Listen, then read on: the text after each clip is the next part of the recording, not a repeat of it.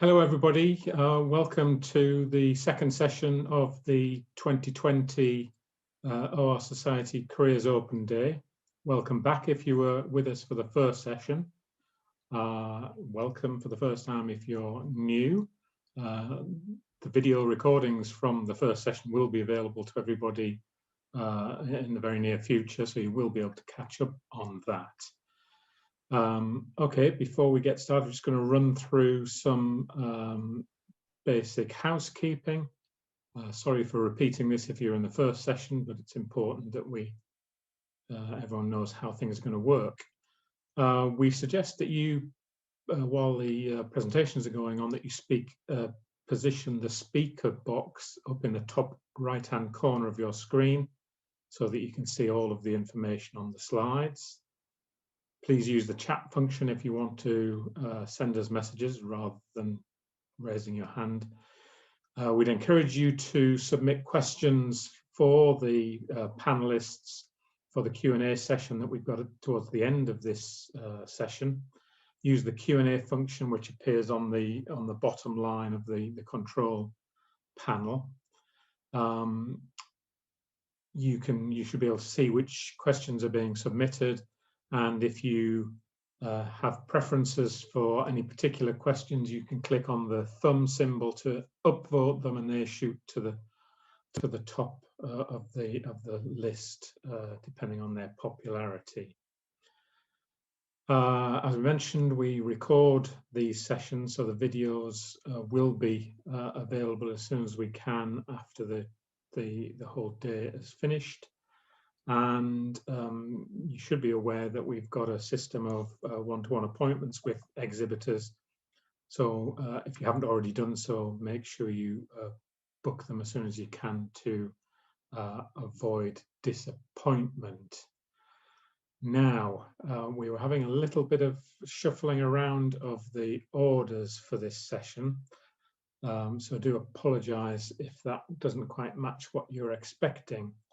We're going to start off with CORMSIS from the University of Southampton, then we'll jump back to Capgemini, Dstl and Smith Institute. So we've got 4 reasonably short presentations.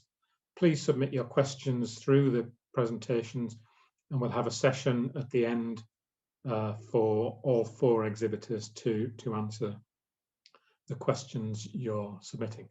So we're going to start off with University of Southampton CORMSIS. So I'll introduce Tony Martinez, who's the director of CORMSIS.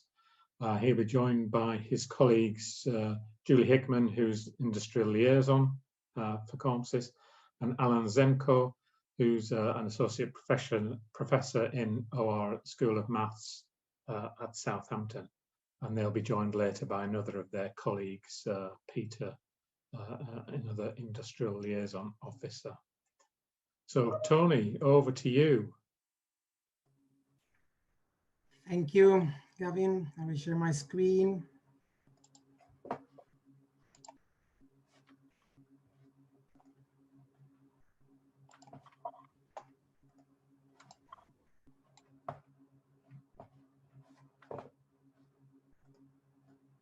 Okay, so hope you can see the slides now. Yeah. That's great, thank you. So yeah, my name is Tony Martinez. I am the director of CORMSIS, which is the Center for Operations Research, Management Science and Information System, based in the University of Southampton. CORMSIS spans into schools, the Mathematical Science and the Southampton Business School. We have the 3 speakers today. On the left, we have Alan. He's associate professor in mathematical science. And on the right, we have our liaison officer, Julie, one of our liaison officers, Julie Hickman. And this time last year, we actually had the event organized face-to-face. It was very lovely. Peter Beck on the right and Alan Senko on the left, who are representing us. We had also we see there our alumni, Caroline is there representing the Dstl. That was lovely. And actually, this year we had one of our students, Joe Bumpton, who managed to win the best the Mexico Awards, the Mexico Awards. And actually, we had Kylan winning that prize last year in 2019 as well. So I will briefly introduce why to come to Southampton to study one of our MSc or BSc courses. And then we'll handle to Alain, who will talk about the programs we're offering, and Julie Hickman will talk about careers and employability. So why to come to Southampton? Well, we have a very nice environment, good, very nice facilities, good weather in principle. And we were brave enough to put Southampton Football Club there because we are on the top of the league now, which is something to celebrate so far. And of course,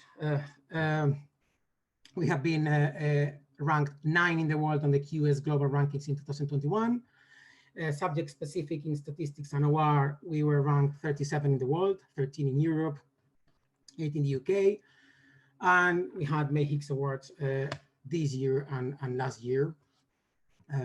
So we deliver success here.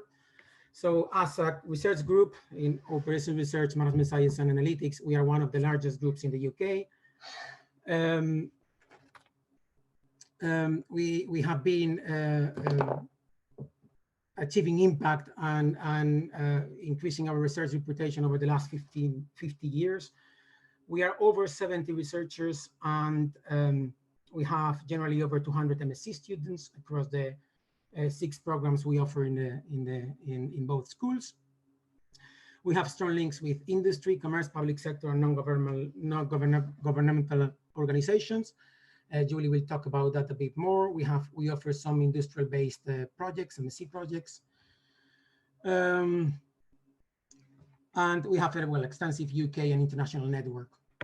So now these are some of the areas of our expertise: simulation optimization, methodology-based, and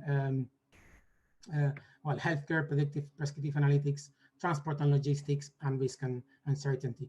With also, since beginning of this year, probably you know, with COVID-19, we have been involved in many different research activities helping on that. Now I will handle to Alain, please. Okay, thank you, Tony, for the nice introduction. So as Tony just mentioned, we have, so the CORMSIS is kind of a joint venture between the Southampton Business School and Mathematical Sciences. So we have a number of, so basically 4 programs that are run from the maths side. So specifically by the Operational Research Group, which is based in maths. And we also have 4 programs which are run in the business school sites. So first, I'm going to say a few words about the background of the sort of programs that we offer in maths. So we have at the undergraduate level, the main program we have is the BSc MORS. So as the name says, so the program is a mix of mathematics, operational research, statistics, and economics. So so the main team across all the programs that we have within CORMSIS, which are aligned to CORMSIS, are, so we provide so quantitative techniques for decision making, essentially. So that's the main team of all the programs that we have. Then we have different kind of weighting depending on the specific aspects that you program that you do. So the undergraduate is, we have a 3 years option, and we also have a 4-year option, with the last year being focused on the project, on the research project. So, and in the MSCs, we have these 3. The data and decision analytics one is more recent, and it has as core subjects, you have things like statistical learning, deterministic methods for operational research. You also have stochastic methods, and also more machine learning courses. So it kind of has a mix of all the key subjects that you would expect in kind of the current very popular subject of artificial intelligence, as many of you might have heard of. So the operational research program is a more standard program that we've had like really since the beginning of CORMSIS. It's been there, I think, at least for 30 years, I guess. So, there are many common courses that you have across the 3 subjects. And in the finance one, you have an emphasis on how you use operational research to solve a number of problems in finance. And one of the ones which probably many of you would be aware of is portfolio management. So we have kind of how you use operational research techniques to solve problems in those areas as an example. So please, can you move to the next slides? So these are the business schools ones. So as I said, the common theme between our programs is that we provide largely quantitative skills for this optimal decision making, essentially, which is one of the main goal of the OR Society, which promotes this sort of agenda. So, and the difference between the business school and the maths programs typically is that besides the more quantitative subjects which are studied as well in the business school, you have a good number of more soft skills which are taught in the business school programs, like consultancy skills, which are of course open to math students as well. You also have management, project management courses and so on. So that's one of the main differences that you have. And in the business BSc, business analytics with placement that you have at the top there. So it's a program, it's an undergraduate program which has a placement option. So you can take it for a 3-year without placement or a 4-year basis with a 3rd year of placement, then you come back to complete your final year. So that's the specificity of that. The maths one, you can do a placement as well, but it's not kind of integrated into the program in a sense. So, so broadly speaking, yeah, so these programs, some of them are more recent and they have been growing significantly as you would expect, with the developments that we have in the area of artificial intelligence, especially our master's programs. They've been growing quite rapidly. So yeah, we could come back a bit more in details in the questions if you want to understand a bit more about this. Maybe next slide, please. Yeah, so so we have the links here for our open days. So I assume probably you would have access to the slides. So we have one open day, I think, coming in early December, I think. I think Julie will probably confirm this.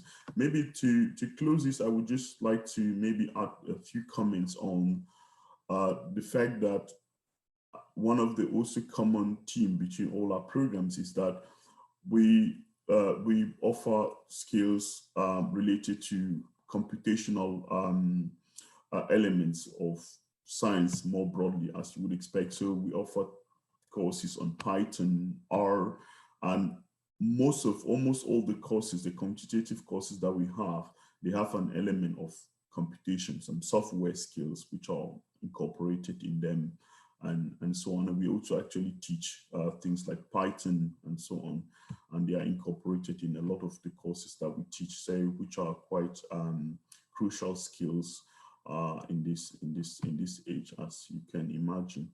So we will be happy to come back to that into the question session. So I would give the floor to Julie to continue.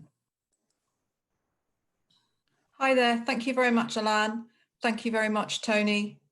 Hello, everyone. Welcome. Thank you for tuning in to the Southampton session. Just a quick introduction about myself and my colleague, Peter Beck. You can see us in this image with one of our students. It's taken pre-COVID, just to reassure everyone. Peter and I joined the University of Southampton in 2015 from industry. My background is with PwC and with logistics with DHL International. So that sort of background. Peter has been in OR for the whole of his career, latterly with Capgemini, who I know are presenting today.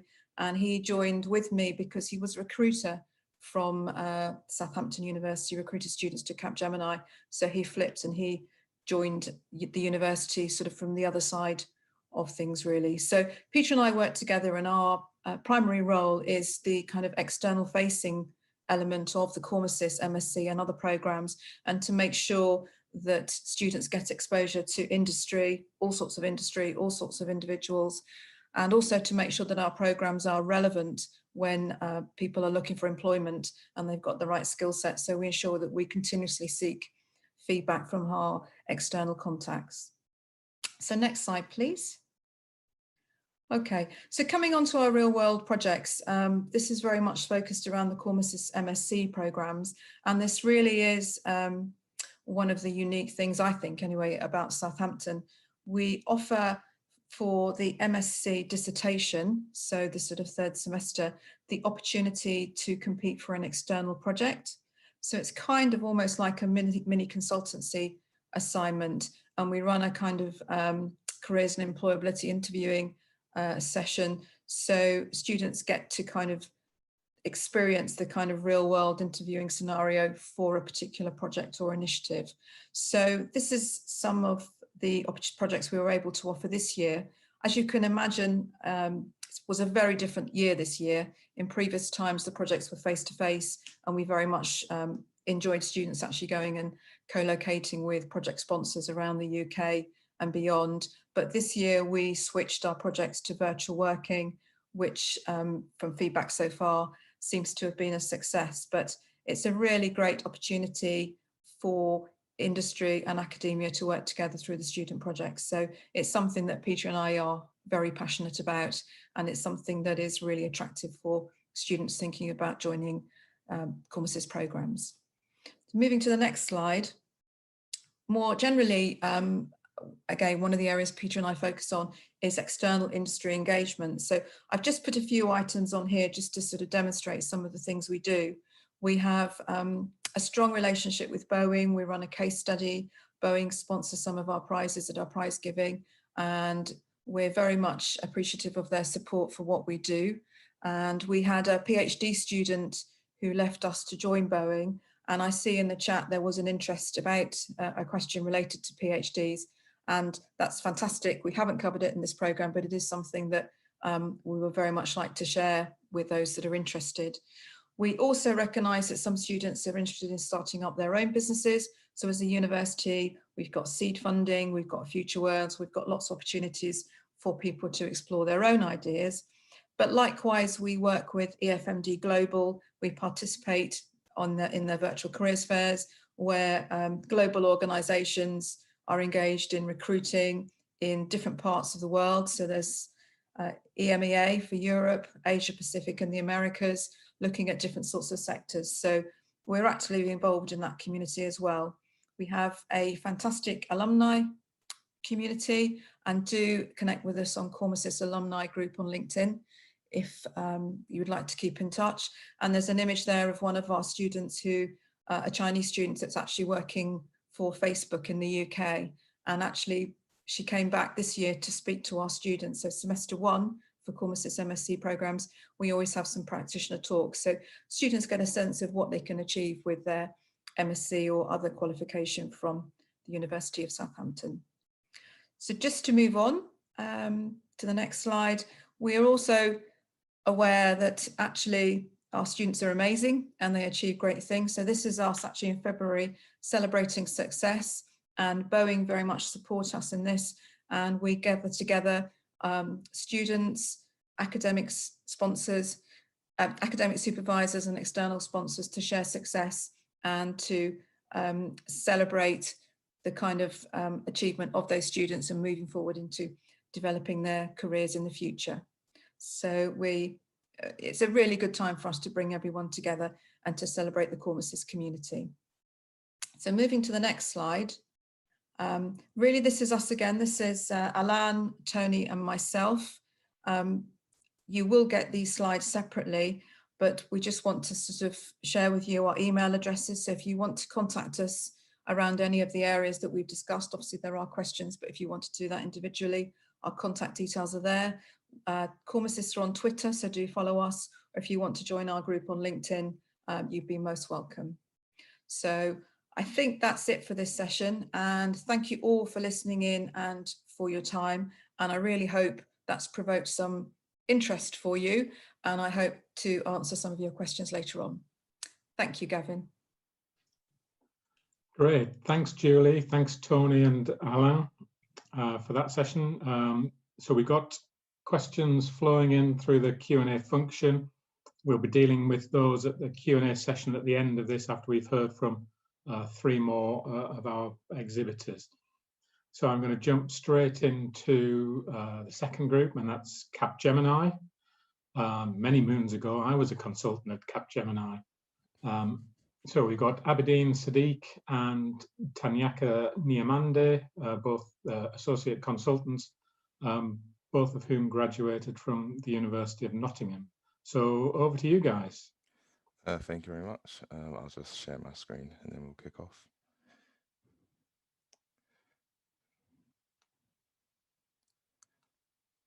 Let me know when you can see it. Can everyone see that?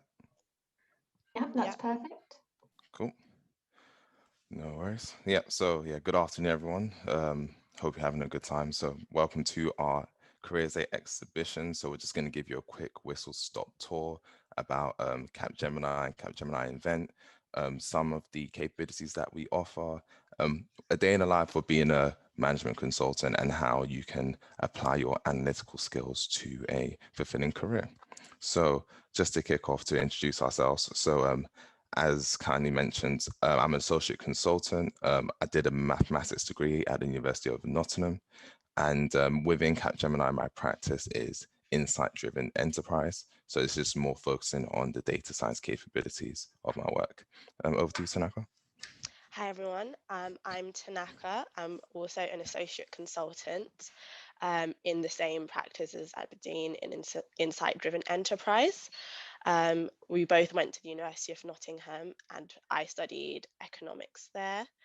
I'm fairly new at Capgemini. I'm in my 3rd month now, but I'm in something called the Institute, which is something we just launched, which I'll be talking to you about a bit later. But yeah, because I studied economics, I did have a bit of a quantitative background with my degree, but it was all quite basic. So within my dissertation, I'd done a bit of time series regression analysis, and that sparked my interest in analytics in general, and that's why I decided to apply to Capgemini.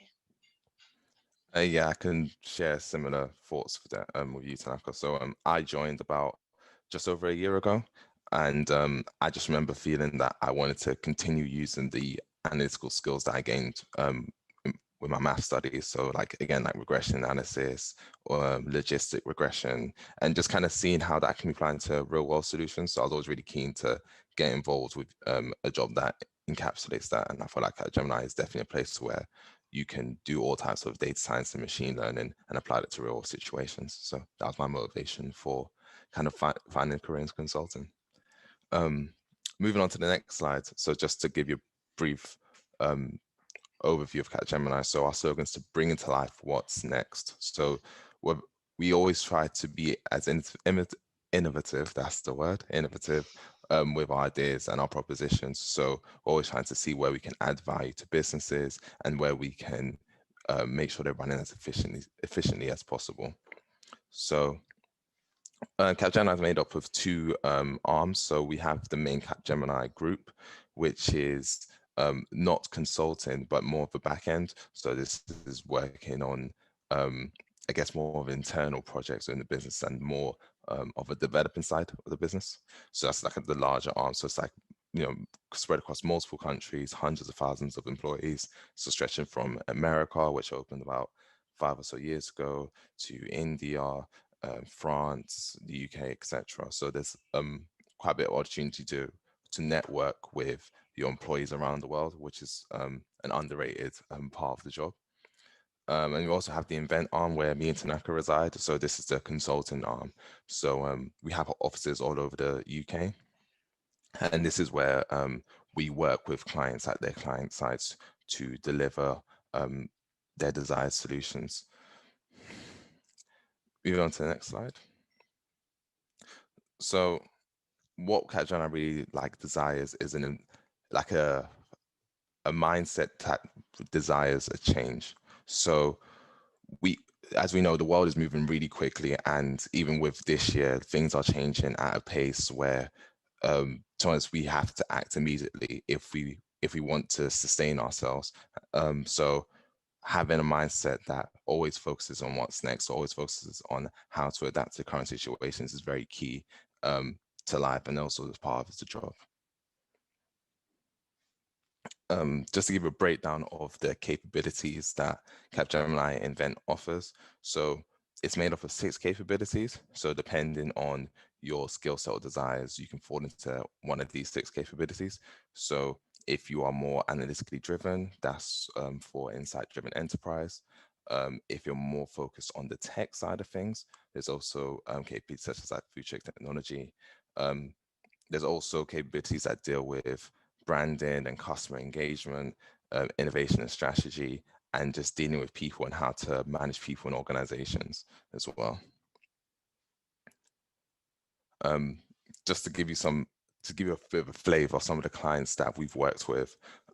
We work with clients across all different sectors, as you can see here. So from financial sectors to public sector to the automotive industry. So if you want a career that gives you a good insight to multiple industries, I think consulting is a really good place to start.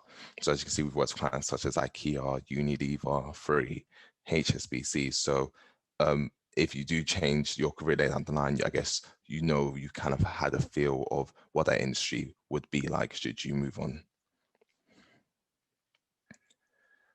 So now I'm going to pass it over to Tanaka, which is going to give you a brief overview of the Accelerate program and the institute and the things that contains. Okay, so we call our graduate program the Accelerate program, and it's broken down into, well, it's 12 months overall, broken down into 4 distinct categories. So because I'm a new joiner, I'm currently in the first phase, which is called the Institute. And in the Institute, this is a 12-week phase where we get to do on-the-job training, working on internal work that benefits and gives value to the Invent community. So this isn't necessarily client work, but it's internal work that enables us to build and develop our consulting skills to ensure that by the time I've finished or you finished in the Institute, you've developed your skills to a point where you're ready to be client facing. So I've had a lot of opportunities to work on varied projects and assignment within the Institute. Had a lot of practice with my presentation skills, Excel skills, just project management skills in general. And hopefully by the time I finish the Institute, I'll be ready to hop onto a client engagement. Can I get the next slide, please? No worries. So as you can see, the Institute is 3 months long. The next phase is foundation, and this provides you the opportunity to start working on real life client engagements. That obviously I haven't started yet, but Aberdeen would know a lot more about. And during this phase, you get the opportunity to work on some certifications and accreditations as well. I'm really looking forward to starting the Harvard X Data Science certification and really build on my foundational analytics skills. And within the last phase, which is the academy, this is the last year of the program where you really become embedded into your capability unit. So because I'm an insight-driven enterprise, this is when I'll formally join that capability, and I'll be able to specialize within a certain skill or within a field. Potentially, if I'm interested in a specific sector, this would be the opportunity for me to get that knowledge and experience as well. Cool. I'm just going to take a pause here, 'cause I know we're getting quite a few questions. So the first question is talking about the learning opportunities and progression. So I know Janaka just spoke about that. There's plenty of learning opportunities within Capgemini, and what's really good about that is you can tailor it to what you desire to do. So not everyone has to take the same educational learning path within Capgemini. If you are more focused on the customer side of things, there are courses that will tailor towards that. If you are more focused on the technical side of things, there are courses available for that. Not everyone has to do the same thing. Sorry. Is it We'll, a permanent? we'll do the questions later on. Sorry. Okay. Adrian. No. If you just focus on the presentation, and we'll try and get all these in the Q&A session. Cool. No worries. Thanks, Evan. Sorry. Thanks, Amy. Sorry. So I'll just continue on. Sorry, I think it's frozen. There we go. So yeah, I'll just give you a brief overview of the IDE Academy, as that's what I'm currently within. So like Tanaka, I was part of the Accelerate program. So I did my 9 months of the Accelerate program and I moved on to the IDE Academy. So this is 12 months where you get to further enhance your analytical skills. So anyone can come from any level of analytical skills. So you can start from someone who's just curious and wants to learn on the job, or you can come as someone who's had experience elsewhere. This is where you get put into a sub capability depending on your desires and your skill set. So you have the data science team, visualization, AI advisory, things like this. You also contribute to internal work, so it could be helping on propositions or helping as part of a working group. So we have a couple working groups where we will just have a massive exercise between like a large group of people, and we'll do it within a specific code and language. So example, R or Python or things like this. So this is just really to help people kind of build their skills, as well as help the more experienced people kind of mentor the people who don't have as much skills in some of the coding side of things. So just this side more breaks down the capabilities of the insight-driven enterprise. As you know, we're focusing more on the STEM side of things for this careers fair. So we have on the AI advisory sub-capability unit, we have AI strategy, visualization, and RPA strategy. So this is more of how can we implement AI into a business. Not so more the doing so, just more of that, okay, if a business comes to us with an analytical problem, how can we go about implementing that strategy into that business? We have AI development. So this is more of the deployment side, deliverable side. So we have data science and platforms. So what type of data science machine learning solutions are we delivering to the client? What platform would that be on? So there's stuff such as Microsoft Azure or Google Cloud platforms or Amazon Web Services. So this is all really just client dependent on which solution do we take. We always just choose one which is best for the business. And then we also have AI services. So this more focuses on the customer side of things. So how can we implement AI services that will help further improve the customer experience? So I know, like, for example, personalization is such a huge thing in today's world. So if you go on Argos, for example, you might want to get recommended things that are specific to you, or you go onto Netflix, for example, you want to be recommending movies that are tailored to your needs. So this capability is more focused on that side of things. But across the three capabilities, everyone takes part in sales and propositions, training, just operations within the team, such as social events and things like this. And yeah, just training sessions. So people take part in showcases where they show people what they've done over the last quarter and things like this. So even if you're in different teams, everyone gets a chance to communicate with one another and get involved. So just to go over like a day in the life more so of what a management consultant would be like. So not at the moment due to the pandemic, but normally there would be quite a lot of travel. So depending on where the client site is, you'll be expected to travel to and from that client site about a couple of times a week. So for example, you might have a client in Birmingham and you'll be commuting from London and working with the client face to face. But currently working from home, it's more talking with online with the clients on platforms such as Microsoft Teams or Skype, making sure they're updated.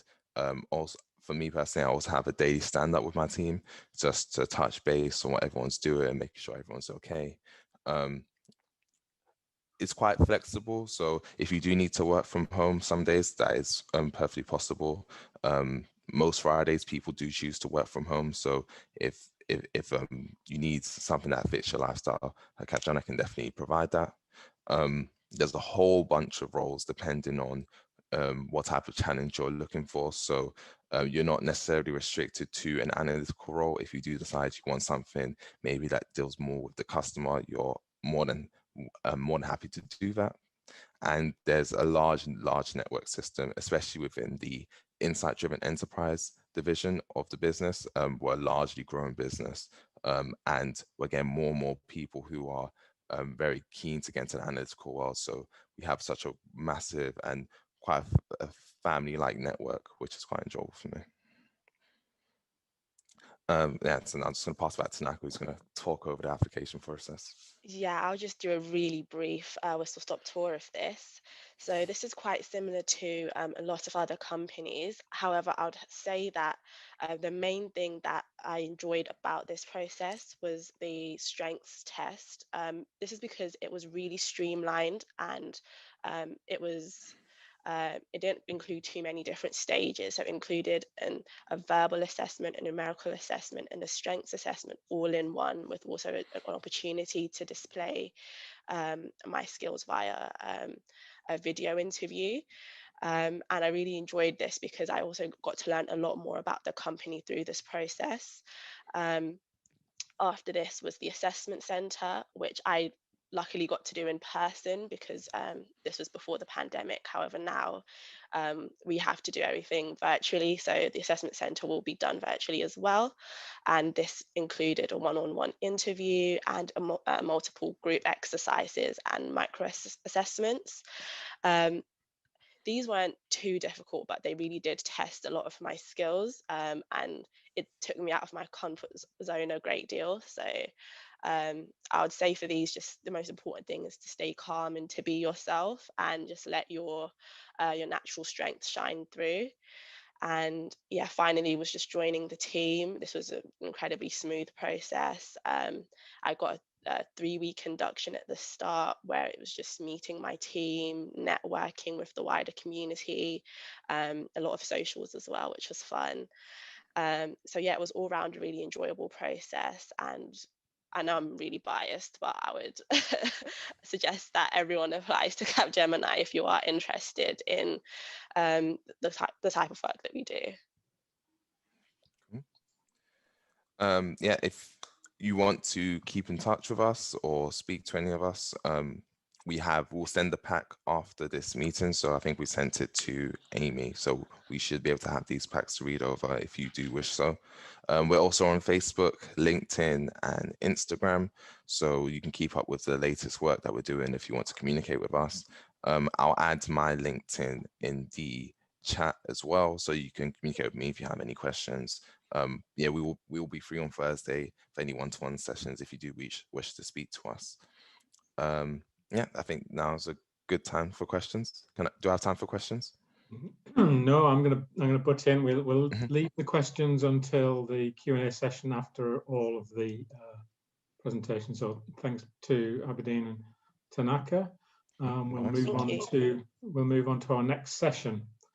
So let's keep my introduction brief. Next session is from Dstl. That's the Defence Science and Technology Laboratory. So it's over to Ellie and Paul.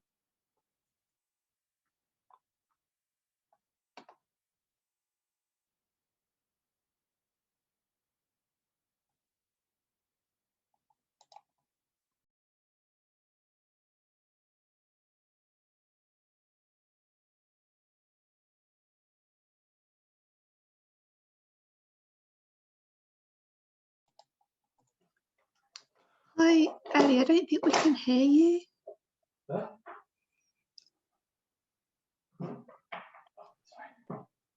Can you hear me now? Yes, much better. Sorry about that. Oh, I did so many practices and it didn't pay off.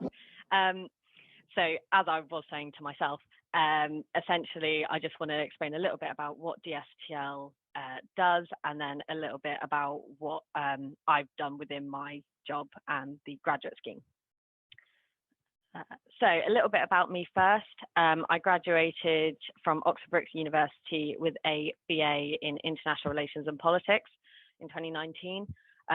During that time, I also gained a little bit of work experience in kind of the defence world through think tanks, particularly the Conflict Studies Research Centre, where I was based in Cambridge, and also attended and worked at the Cambridge Symposium on Economic Crime.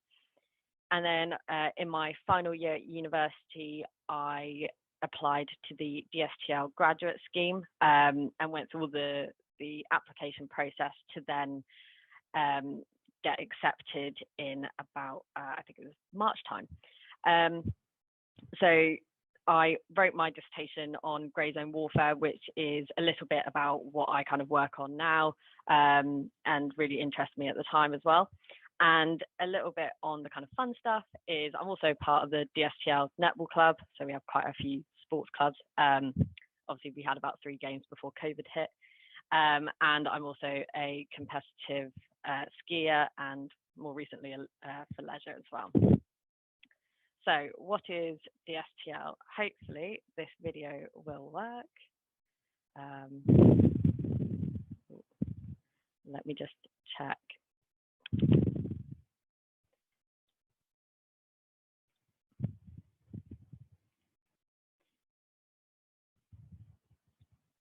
Apologies, I did forget to share the sound. Fingers crossed it now should work. Dstl scientific experts have a deep operational understanding of defence and security, using a vast network and inside knowledge across government to deliver world-class science and technology.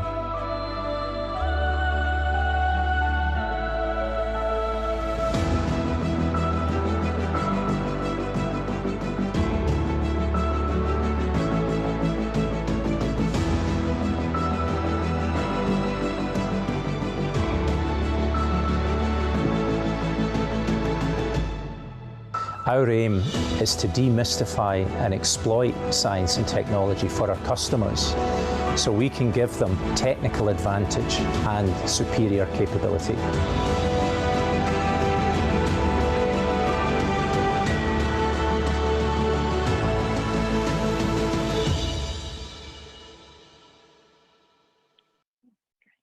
Oh gosh, right, I'll close that before it kicks off another video. So that's a little bit about Dstl. So as it mentioned, with the Defence Science and Technology Lab, we use essentially high impact S&T to keep the UK safe and secure. We provide specialist S&T, so science and technology, research advice, risk management and the likes to predominantly the Ministry of Defence as our main customer, as well as other government departments, and we also work with a lot of private industry as well. So the work we do is essentially spread across a huge amount of disciplines, and it brings together a kind of specialist society to work on solutions which couldn't be necessarily brought around anywhere else.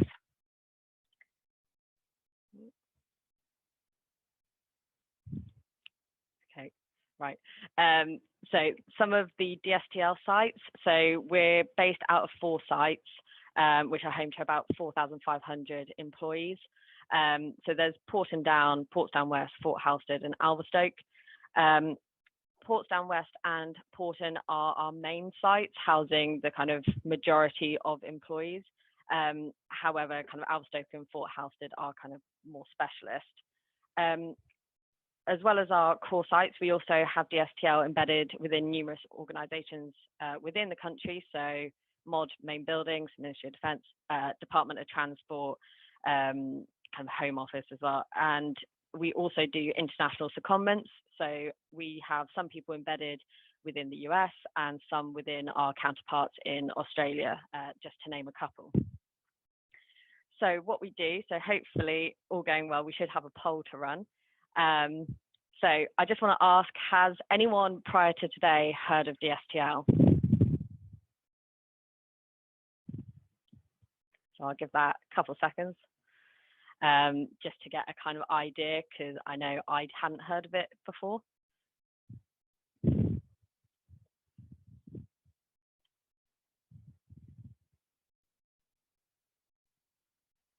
Cool. So I think we can close the poll now, unless no one's voted.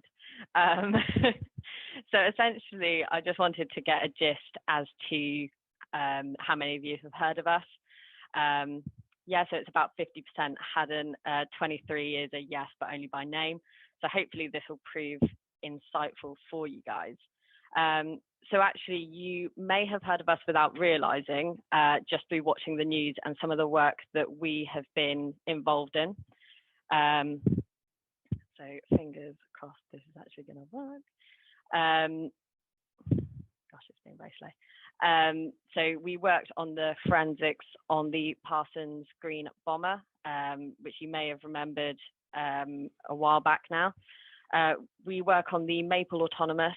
So this is like an autonomous Navy vessel, and particularly the C2 software within that, so the command and control software. Bringing the F-35 into service and the airworthiness support that surrounded that. And then probably most recently, and also most famously, the Salisbury incident we were predominantly involved in the kind of identification of the nerve agent, as well as numerous other things within that. So our work has 4 main S&T product and service areas. So operational support, specialist advice and services, requirements and evaluation, and also research. And kind of our most predominant, so about 44% of our product and service areas is the research side of things, and that's predominantly where I work. So Dstl has 5 core divisions. So we have the kind of counterterrorism and security, platform systems, cyber and information systems, defense and security analysis, and chemical, biological, and radiological. I work in defense and security analysis. So predominantly we focus on kind of mainly within Ministry of Defense. And we look to, across the STL, we have 22 strategic capabilities that we try and cover within our 5 divisions. So this can range from cyber to platform weapons and predominantly operational research, which is clearly relevant today. So as I said, I sit within Defense and Security Analysis, so DSA. And this is just some of the stuff that we get up to within DSA. So the kind of wargaming, which I am particularly involved in, and we'll explain a little bit more about, simulation, data analytics, crime team, support operations. So since I joined, I didn't come with a huge amount of knowledge on most of this stuff. However, there is a learning curve, which is hugely supported through everyone in your group and team. So just to kind of go down lower now, so we have the division, and then you have your groups. So I sit within the land environment group, which then also houses 4 teams, of which I'm in the land capability analysis team. So within the group, the kind of techniques and expertise we use is wargaming and combat modeling, as I kind of mentioned, which is both qualitative and quantitative research, which feeds into wargame and essentially understands how we fight, essentially. We do a lot on kind of land concepts, so it's looking at the future and the kind of threats we may face in the future and how we deal with that. And then just some of the other things, so we do go on quite a lot of exercises and can be deployed on the front line with military forces as well. So it is, it's definitely not a job for just sitting behind a desk. You can definitely get out in the field, which is always a good bit of fun. So a little bit about what I do. So I do like wargaming, as I mentioned. I'm going to talk a little bit about an exercise I went on, some historical analysis, and the land environment iHub, which I also worked on. Just quickly, those pictures down the right, that top one was taken by me. in which we basically just went out and saw what the army did. And they got to show off all their toys, basically. The middle one is a war game, and the bottom one is where I was based out of a vehicle hangar for 3 weeks in that very bright pink coat in a very, very cold hangar. So a little bit on wargaming. So this is the definition of wargaming. However, if you ask 20 people what wargaming is, they will give you all different definitions. So it is quite difficult to understand exactly, if you put it into parameters, what it is. So this is a little bit about what we think it is that we are essentially looking at wargaming and specific conflicts within a scenario, and it is shaped by the decisions and interactions of the players. So these are some of the types of war games that we run. So the kind of seminar war games are relatively open-ended. We have discussions between SMEs, so subject matter experts. So they will sometimes be internal, but we may also have military counterparts as well. We have Matrix, which is essentially causes interactivity. It has arguments and quite a lot of free thinking as well. And then we kind of go all the way through to computer assisted games, does what it says on the tin. So it's essentially using computers, which are a little bit more rigid compared to discussion. And then we have free Kriegspiel and rigid Kriegspiel. The free one is essentially a traditional war game. If you imagine an old film with moving counters around a board, that's kind of the gist we're getting at. But it's done with adjudication from an expert umpire, whereas a rigid one is done with a set rule. And COAS is course of action wargaming, is a systemic method for analysing a plan to visualise the potential ebb and flow of an operation. And these are either delivered through manual, so that is literally a board, counters and dice, versus computer war games. So as you can see, it's done via computer war games where we have the military set up almost with like Xbox controllers. A little bit on exercise virtual legal. So as I said, this is a 3-week-long exercise based out of a vehicle hangar. We were working directly with the military. As you can see, they were set up with laptops, Xbox controllers, and they essentially played in first person. There was about 250 laptops networked together, creating a battle group level virtual battle lab, which is the biggest of its kind. And essentially, we were testing the Army's Funded Force 2025 Armoured Infantry Battle Group against a representative peer threat and seeing how they got on with that. As I said, it was very cold, but it was also a great experience because you are working directly with about 200 of military guys. Just quickly, in the interest of time, just rattle off these ones. So this is a bit about historical analysis, which I do a lot of work on. This feeds quite a lot into war games, so it will be both qualitative and quantitative study of military history. So for instance, the Korean War, the Gulf War, Vietnam Wars have all been ones I've been working on recently.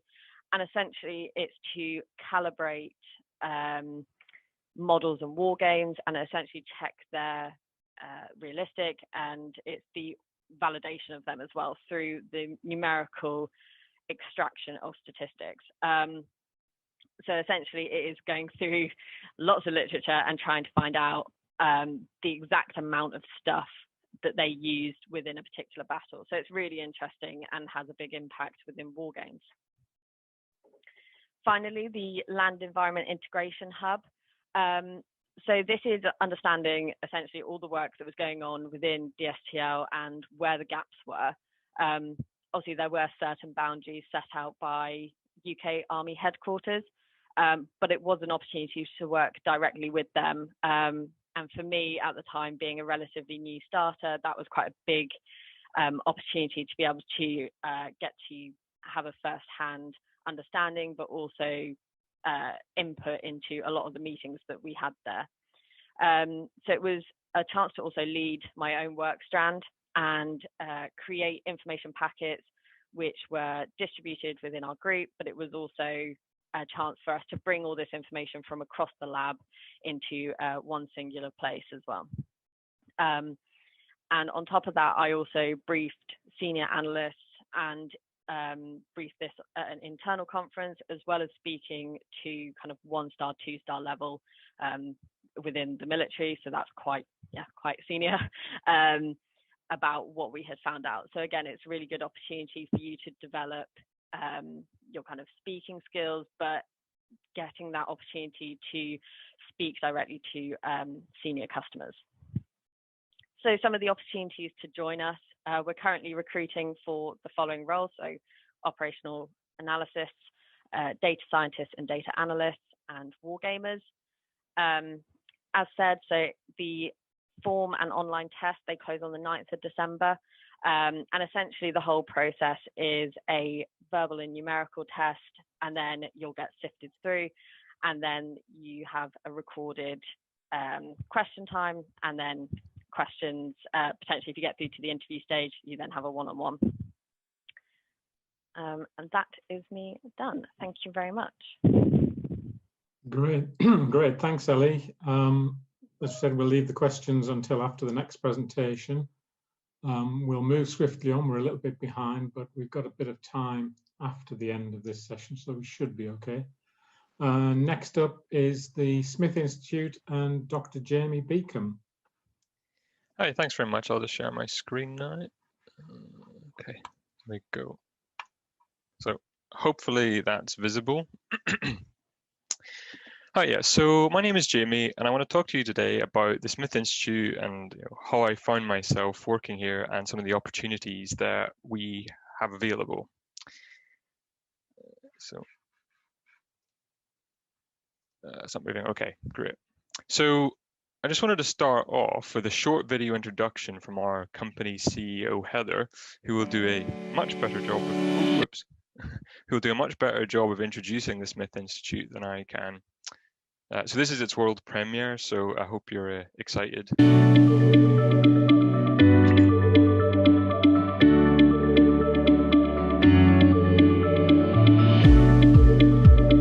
We believe that mathematics is a truly powerful tool that can solve the problems that matter in society, government, business, and the environment.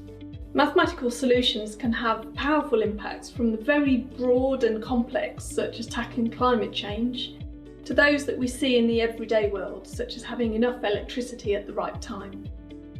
It's linked closely to the Smith Institute's mission statement to embrace challenges with integrity and solve them with creativity. We value the working relationships we have with our clients and know it's important to collaborate closely with them so we can truly understand their needs.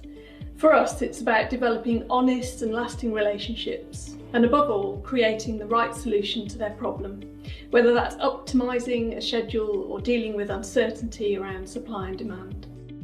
There's no single mathematical technique or strategy to fit all, and so the bespoke nature of our work with clients means that creativity is at the very heart of our business. The possibilities of harnessing mathematics are vast. We enable transformation for our clients across a variety of sectors, applying specialist domain knowledge paired with fresh thinking in transport, energy, defence, security, fast-moving consumer goods and telecommunications. From improving the performance of railways to meeting carbon zero targets, forecasting crop growth to verifying radio spectrum auctions, we've been tackling our clients' most critical and complex problems for over 20 years. We bring unmatched technical ingenuity to create the best solutions with lasting impact. Enabling diversity of thought and expertise is important to us in bringing the best solutions to our customers. Our culture is based on our values and provides a great environment for people to thrive. The Smith Institute team are at the heart of our business, and we hope each member of staff sees an exciting and happy future working for us. Our company ambition is to grow in size and capability to accommodate the market that we create for our services. By doing so, we provide incredible opportunities for staff to build careers through continued technical learning, taking on responsibility, and becoming the next generation of business leaders. We invest the profit we make in hiring more staff, developing mathematical capabilities, and delivering valuable insights to our customers. We also maintain a financial position to protect against economic turbulence and provide steady organic growth. We're ready to bring the boundless potential of mathematical ingenuity to the challenges that matter.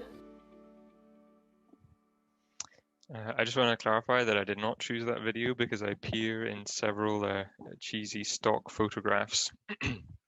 So yes, just move on now to talk a little bit about myself. Oh, I don't want it to play again. Yeah, so as I said, my name is Jamie, and I'm a mathematical consultant at the Smith Institute. As you can probably tell, I'm not a native to England. I travelled over in 2010 from Northern Ireland to do my undergraduate maths degree at Oxford. I was among the purest of pure mathematicians, doing everything sort of algebraic number theory and algebraic geometry related. I loved it so much I found myself doing a DPhil in arithmetic geometry, although I'm not really sure how one finds themselves doing a DPhil in number theory.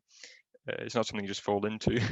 I spent it studying what we call arithmetic curves and trying to come up with computational algorithms to make some very abstract, fancy number theoretic machinery concrete and algebraic and sort of tangible. I moved to Swindon in 2018 during final year of my DPhil, because doing a DPhil wasn't quite hard enough. I ran the London Marathon last April at the same time as I was finishing writing up. So that's a picture of me and my mum when I was in quite a lot of pain and couldn't bend my knees. Not long after finishing my thesis and passing my viva, I started working for the Smith Institute as a mathematical consultant, and I've been here for about 16 months now. As 2019 hadn't been quite exciting enough, I also got engaged in Copenhagen in December. I really enjoyed my DPhil. It was an intellectually stimulating and challenging topic, and it was an area of maths I've loved for a long time. However, I couldn't sort of help asking myself the following question. Am I fundamentally missing something? I find that in my day-to-day work, I was missing a sense of impact and fulfillment. I mean, sure, sometimes you would get that wish when I, solved a problem I'd been working on for months, but there was the day-to-day was missing. And I felt like I'd developed a very narrow focus and wanted the opportunity to sort of broaden my horizons intellectually and mathematically, whilst at the same time doing something that I felt was important. So I came across the Smith Institute after sort of a chance comment from one of my tutors. Thought, they're probably not going to be interested in a really pure mathematician and number theorist, but I'll send in a CV anyway and see what happens. After my first interview, I had an immediate sense that, this is a company that I want to be involved in and be a part of. And, well, here I am now, about 16 months later. So what is the Smith Institute? We're a mathematical consultancy based in Oxford, where all the consultants pretty much have degrees in in the mathematical sciences. We've got 4 core capabilities in forecasting, optimization, algorithmic auditing, and artificial intelligence. We are the only UK premier partner for Gurobi, which is a state-of-the-art solver for complex and challenging optimization problems. Our approach to how we work with clients and colleagues is underpinned by our 5 core values, which Heather mentioned in that video, which are integrity, clarity, creativity, motivating, and being supportive.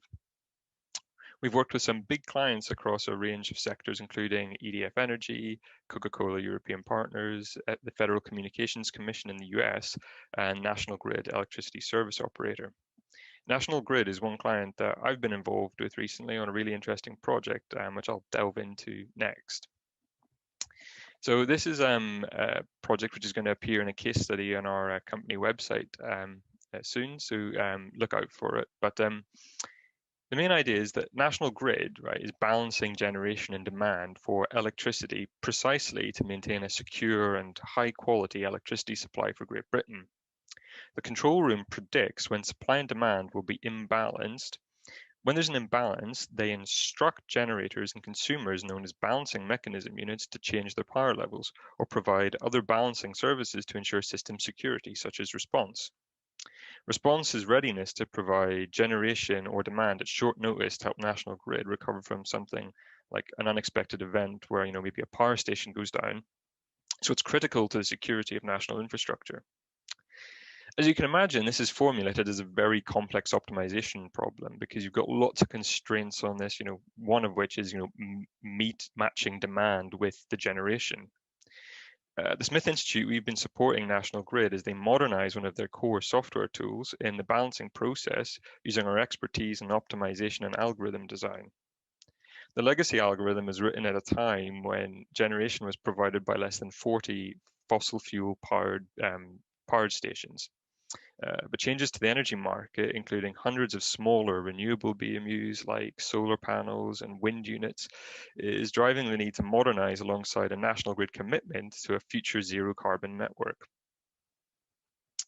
We've been able to help recommend an improved mathematical formulation of the model underlying their dispatch algorithm, along with other recommendations on algorithm and software design. So I've been working as part of this team now for quite a long time, where we created a proof of concept software demonstrating that our algorithm recommendations produce equivalent or better dispatch advice than the legacy algorithm. So I'm continuing my involvement with this project now as we work towards integration of a first version of the modernized dispatch algorithm in the control room and development of new functionalities. This involves a lot of things, but most importantly, working with our team and National Grid to understand their requirements and help them to achieve them. I think it's safe to say that I found the impact that I was looking for in my work. So this case study is going to be on our website, so you can find out more about it there. There's lots of other case studies on our website showing some of the other projects that we've been involved with and some of the other clients we've been involved with. There's also insight articles you can look at as well to get an idea of what we do. So what else have I been involved with in my first 16 months at the Smith Institute? So I've helped to co-organize a hackathon around machine learning for my colleagues, which we've had to do virtually thanks to the pandemic. We run regular staff development workshops on topics like unconscious bias training. And so I'm currently running a series of 4 workshops on active listening for my colleagues. I've been taking part in a project management sort of mentoring scheme to help develop relevant skills and help me progress towards leading my own project.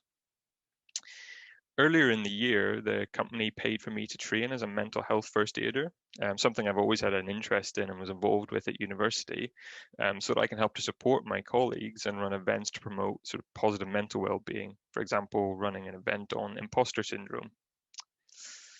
I've just taken on my first technical leadership role in a project where I'm responsible for the overall technical direction and delivery of a project. Also working with our business development managers to explore new leads, put together proposals, and help ensure that the project meets what the client expects of it. Also been helping to plan social events, which are particularly important at the moment to make sure we all stay connected. For example, we've had virtual quizzes, we've done virtual and real escape rooms. Pre-pandemic, we went rock climbing together and went for a curry afterwards. We board game evenings. At the moment, there's been an ongoing kind of weekly Bake Off challenge to attempt one of the challenges from that week's episode of Bake Off with some predictably disastrous results. Also take part in marketing events like this, where we come along to share what we do and talk about what it's like to work at the Smith Institute.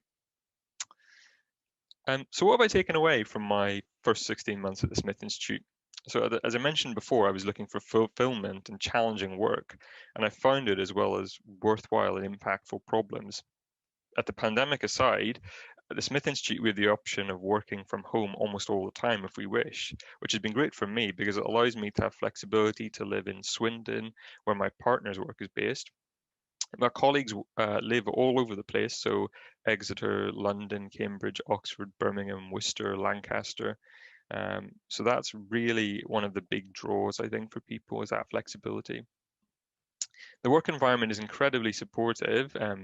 So, for example, we've just introduced a caring allowance, so sort of well-being days that you can take sort of aside from your annual leave, just if you feel like you need, maybe half a day just to reset yourself and just to look after your own mental health.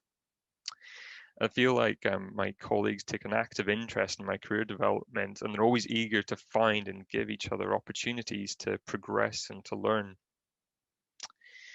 And hopefully everything I've talked about so far shows how many opportunities there are to get involved at the Smith Institute. I mean, I really feel that there's an opportunity for you to create your own path for yourself and create a role for yourself in the Smith Institute, which is sort of what I've done with things like the mental health first aider role. So if something isn't there that you think should be, you just bring it in. So in terms of some roles that we are actively recruiting for, we have openings for mathematical consultants, statistical consultants as well. We also have paid full-time 3 to 6 month mathematical internships where you have a chance to get fully involved in some of our projects, contribute to company life, and just be a real member of the team. So they're not treated any differently to any other member of staff. Applying for these roles is very simple. All you need to do is send in a CV, reference details, and a covering letter to that email address there. You can find more detail on these roles and how to apply at the careers page on our website.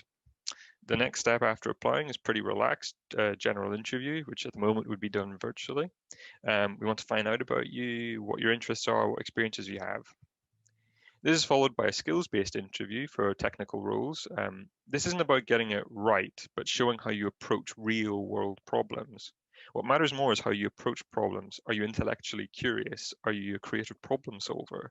Can you motivate others, like colleagues and clients, with your ideas? Can you convey complex ideas with clarity and conciseness to help non-technical, people understand? Can you support your colleagues as you work together in a team to deliver high-quality product to the client? As sort of the Capgemini host Aberdeen and Tanaka said, the main thing is just stay calm and be yourself. I'd also like to draw your attention to our Take Aim competition, which has just opened. So this is an annual competition that we run, which gives students like yourself the chance to showcase your work on the industrial stage. The competition goal is to highlight the crucial role maths plays in solving real-world problems. This year is the 10th anniversary, and we have some great sponsors, including Dyson and Mondelez International. The prize this year is £1,000 and your choice of Apple or Amazon vouchers, and there's also an early bird entrant draw for £50 Amazon vouchers. So if you're keen, just don't delay.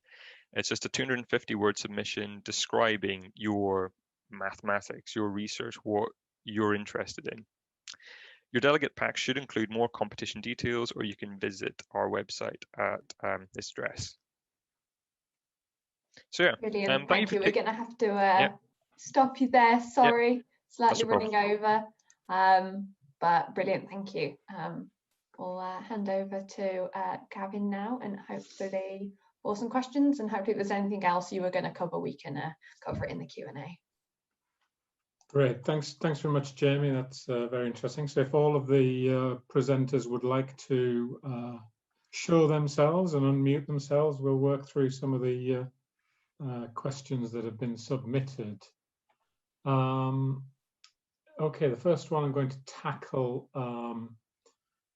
whilst it was put to one of the things, I think it's equally applicable across all of them. Are there any restrictions on who can apply for your roles? For example, is it restricted to UK nationals? Are there any security clearance concerns that are applicable? Who'd like to go with that one first? Yeah, I can go. Sorry, it's Aberdeen. There are some restrictions. So Capgemini do not do any visa sponsors. For example, if you need a visa sponsor, if that's not a problem, then you may need a security clearance to some of the public sector projects. But apart from that, it should be fine. Great. Anybody else want to come? Dstl, I guess you guys are probably top of this thought here. Thanks, Gavin. Yeah, I'm afraid all our roles require a high level of security clearance, so we're only able to offer them to UK nationals. However, there may be opportunities with some of our defence partners for if you've got dual nationality, but for us ourselves, it's just UK nationals. Great, thank you. I'm guessing Southampton don't have too much worries about this at the moment. Jamie, anything particular from your side? Like Capgemini, we don't sponsor work visas, but there aren't specific restrictions on nationality for applying to the Smith Institute or working with us. It's just that some of the projects that we do, if they require security clearance, it may be the case that you will be able to be involved with that particular project. Good. Quick one for Capgemini. When can I apply for the Accelerate program? When's the deadline? So we currently don't have a deadline. Applications are open, but I would advise to apply as soon as possible, because once we have enough applications, we can close it at our discretion. So we have a rolling application essentially. Great, thank you.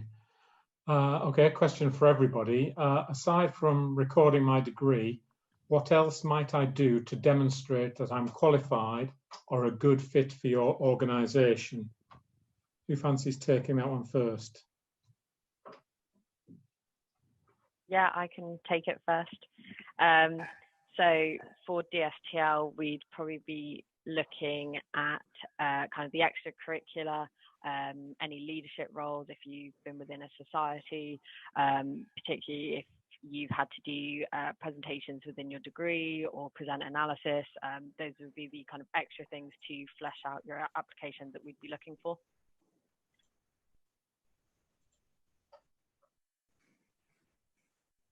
Anybody else want to take on that one? Jamie? Yeah.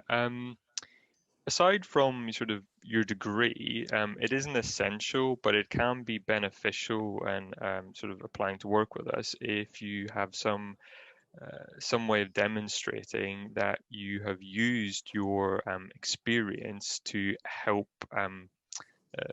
people solve real world problems in terms of like business applications. So what I'm really thinking of here is things like student consultancies. If you can get involved with things like that, where you're then linked up to a real business that has a real problem and work with them to help them solve it, that's like the kind of thing that is really good to demonstrate the skills that we're interested in, because so much of what we do is involved with, you know, engaging with clients, meeting their requirements. Anybody else want to add to that one? I can add to that one. So I think for me, so when I applied for Capgemini, they actually told me one of the reasons that I got the job was because I showed like a keen interest to learn more. So when applying for the analytics grad scheme, I just did a lot of like coding in my spare time and studied upon that. I think also just being aware of the industry you're trying to enter. So just, you know, keep up to date. You know, there's Google, there's the newspapers, things like this.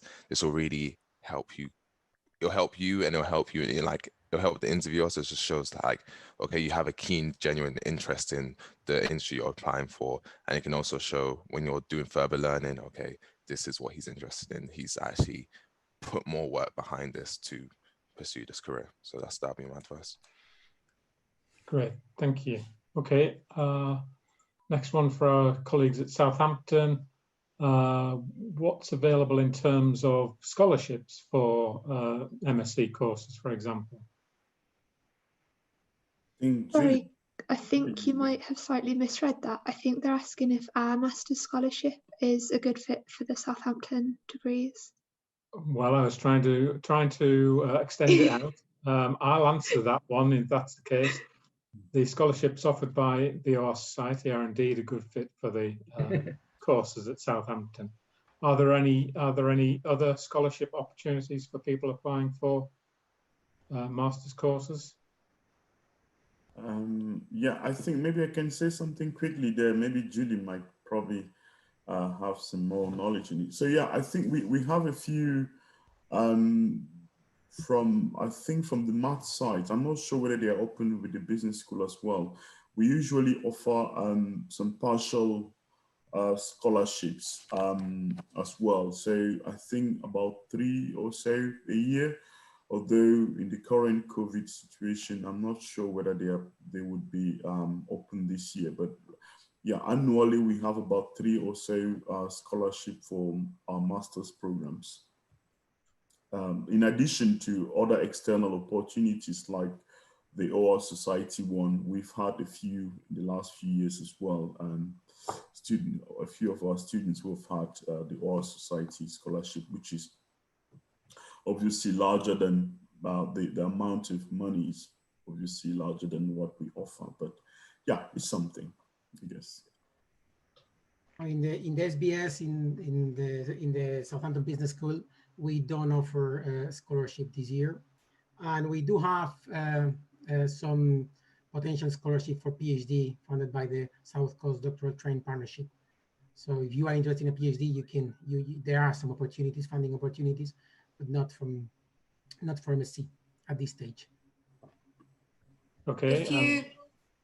Sorry, Julie, carry on. Sorry, Gavin. If you are interested in one of the OR scholarships that Alan is talking about, one of our colleagues is responsible for that sort of side of things who isn't part of this presentation. So do feel free to drop me an email and I can signpost you to the appropriate person within Maths OR at Southampton. And I'd also like to mention that Boeing, for both Maths and the Business School, they provide in each area, 1,500 scholarship per year for a student in both the Business School and Maths OR to support their studies. So Boeing are very supportive of activities in this area. And if any other organisations would like to sponsor or support students through scholarships, do get in touch. Okay, sticking with Southampton for the moment, can you tell us more about postdoc opportunities? So, yeah, yeah.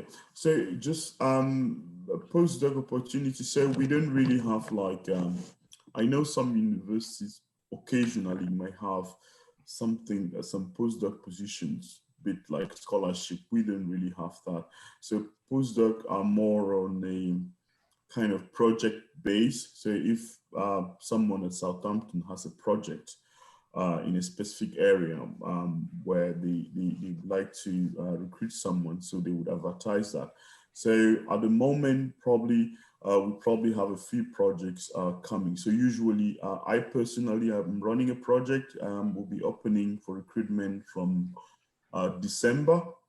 So in the area of optimization and operational research. So, and all our positions are usually advertised on jobs.ac.uk. So if you're interested in a postdoc position in Southampton, you just check there. You probably see all the opportunities available, but we don't have postdoc position in the form of on a rolling basis like scholarship or so. No. So they're just project based, and then recruitment is open and it's advertised typically on jobs.ac.uk. Yeah. Maybe Tony, maybe it's worth highlighting that site. So jobs.southampton.ac.uk, where all the positions that we open are listed there, and we are quite active with knowledge transfer partnership projects and KTP projects, and we are quite active opening new postdocs positions, and all of them are listed there. So and then you will have you will find the contact details for each one of the PIs or main researchers, so you can ask questions to them directly. Yeah. Okay. Next one, I'm going to combine a couple of questions together. So it's around being a bit more clarity about degree subject areas that are perhaps related to those you've mentioned. So would a PhD in physics count as mathematical sciences, or do you mainly hire mathematicians by training? Or I'm currently pursuing an MSc in business analytics and finance, not a completely mathematical area. Can I apply for the Capgemini program? Jamie?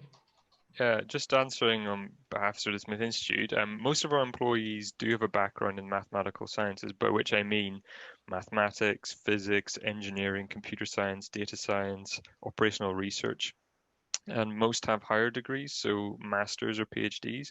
So that being said, we are quite a broad church in terms of background, covering all those kind of bases. And as I sort of said in my presentation, sort of the main thing for us is more how you approach problems.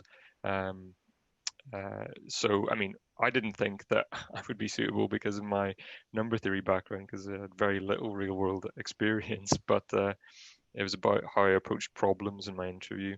was the most important thing? Yeah, I also just wanted to add from Capgemini, the degree that you study isn't so much what's important, although if you do study a mathematical or like quantitative subject, you're probably at an advantage when it comes to analytics or data science. But because of our in-house training capabilities, we're able to start everyone up from scratch. And as long as, as Jamie said, you show how you tackle problems and your willingness to learn, you'll be fine.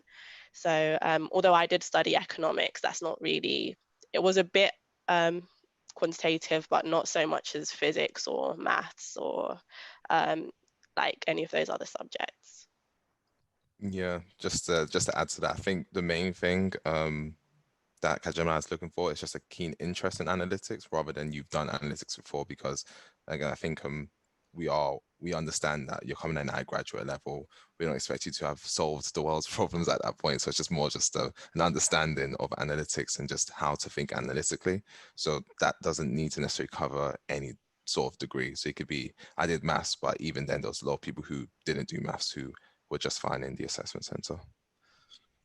Okay, another one for you two Capgemini guys. Is the Capgemini graduate program a permanent graduate role, or is it a fixed term contract with the opportunity to convert into a permanent role at the end of the program? So I believe it's a permanent role. Is a permanent role. So you don't have to worry about that. Thank you. And top of the tree currently, can you, Capgemini again, I'm afraid, can you talk a bit more about the learning opportunities and progression within Capgemini? Tanaka, do you want to start? Yeah, there's a host of learning opportunities. As I'm in the institute, we have Friday training, so I get to brush up on the core consulting skills, so presenting, Excel, project management, and just more so the basics. After the institute, you get to specialize in a host of different courses, which Aberdeen started to do. What was the other part of the question? I'm sorry. Just more about the progression and training. Oh, the progression. So after the 21 months of the graduate scheme, you're a permanent employee, so you're no longer in the graduate scheme, but you can get put up for a promotion, I believe. So you can go from a C1 to a C2, which is the next, I guess, ranking in as a consultant. So going from an associate consultant to a consultant. Yeah, just to add on to that. So in terms of training, so as Tanaka mentioned, the first 9 months is just more focusing on the core consultancy skills rather than trying to specialize anything. So the stage I'm at now, where I'm in the analytics academy, that's more me trying to specialize in a certain area of analytics. So if you want to know specifically the training available, it really just depends on you. So I think there's a lot of set training that is given to you, but if you can request to do training that hasn't been included in, I guess, the training toolkit, and Capgemini will be more than happy to kind of assist you with that. So just currently for myself, I'm doing a data science course. So that's about 9 months long. So that's quite comprehensive. So, and that kind of starts with people who have no analytical experience and takes you all the way up. There's also experience in cloud platforms such as AWS and Google Cloud platforms. So that's really useful as well. If you're also more interested in visualization, there's training in Power BI and Tableau and things like this as well. So yeah, it really just depends on what you're going for. And even once you reach consultant, once you've kind of finished the grad scheme and become a consultant, there's more training for maybe becoming a managing consultant, how to manage teams, how to work in an agile manner, things like that. So yeah, there's always going to be training available for should you wish to receive it. Okay, great. Another one, a general one. What level of experience do you look for roles in data science or machine learning? Is this for Capgemini again? For all of it, for anybody. For us, at the graduate level, we don't look for any specific level of experience. Again, it's just a key interest in analytics. I think if you're coming as an experienced hire, there might be some experience needed in terms of modeling, but yeah, at the graduate level, there's no necessary experience required. Paul? Yeah, we're pretty much the same as Capgemini on that. There's yeah, at graduate level, we'd be interested in particular degrees, which are on our role profile, but yeah, and experience in programming is desirable as well. Anything to add to that one, Jamie? Our answer is pretty much the same as Capgemini and Dstl. I think maybe where we slightly differ from say Capgemini is that we don't have any specific sort of technical training courses, you know, on the job, in the job, although there are opportunities to attend externally run training courses, for example, those run by the OR Society. We tend to do all of our training sort of on the job, on real projects, in the sense that you see the impact of what you're doing right away, but you've got support from the rest of your team and you sort of learn in the role. Okay, quick one for Capgemini. Is the graduate program specifically for first degree holders, or are there opportunities for masters or PhD holders? More opportunities for all. So there's a whole range. So I came in with a bachelor's, but I also came in with people who did masters. PhDs, you can start with a PhD, but I think most PhD people come in as experienced hires. But again, if you want to start at the graduate level, you're more than welcome to. Okay, super. One for Southampton. Are any of the Southampton Masters courses particularly suited to OR applications in healthcare?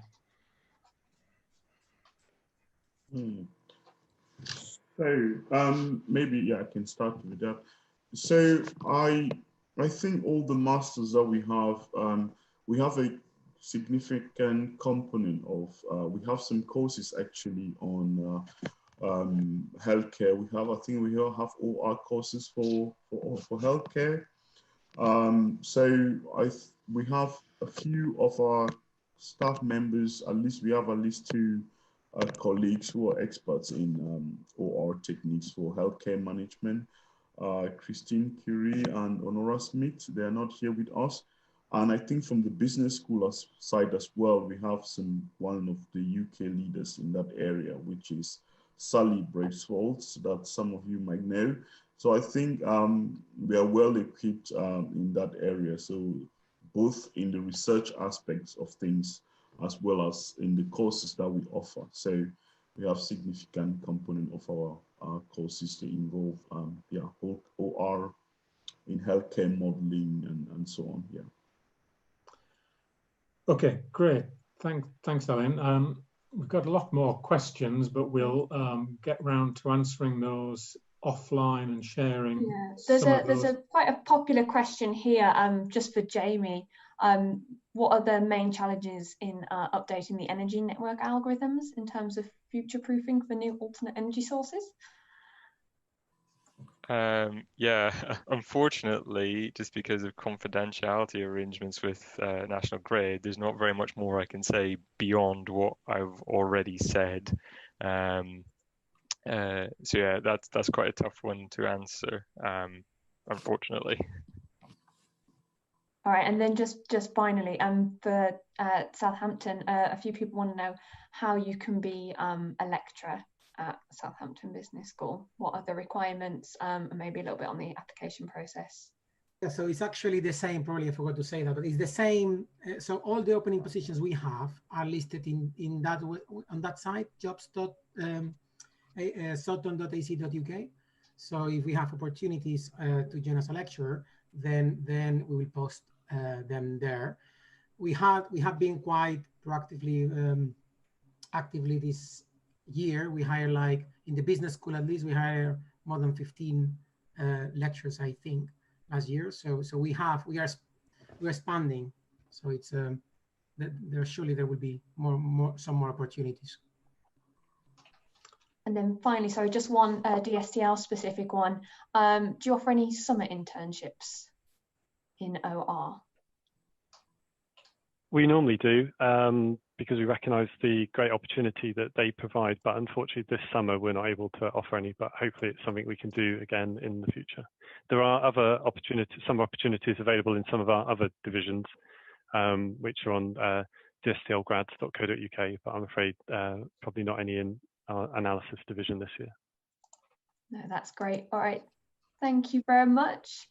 Yes, I'm just gonna wrap up a little bit here before handing back over to Gavin to thank you all for joining. If you're in our first session this morning, you'll have seen Eve and I give you a bit of a run through of the resources, support and opportunities that the Our Society offer for students in their career search and also professional development.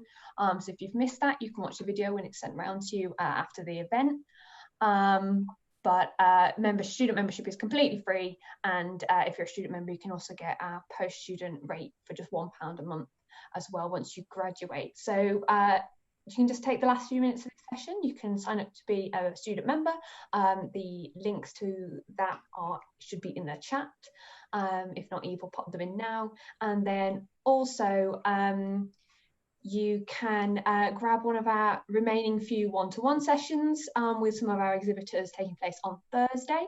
And if you have already booked some one-to-ones, we'd encourage you just to make sure your bookings are up to date, and that if your questions have already been answered in the session today or the session this morning, just to cancel that booking so you can make it available for another student who wasn't able to get their questions asked. We will make sure to send around answers to all the questions that weren't able to be asked on this session after we've finished the whole event.